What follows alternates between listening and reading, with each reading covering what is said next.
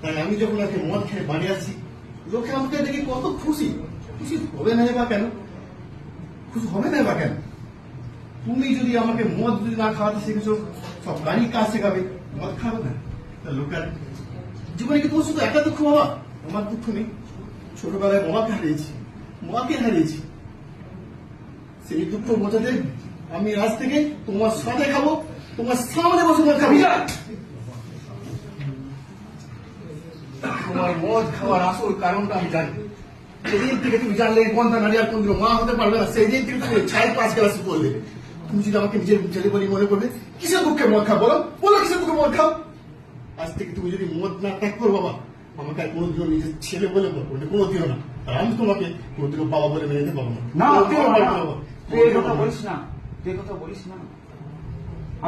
আমি আজই মদ ছেড়ে দেবো, তুই আর এই কথা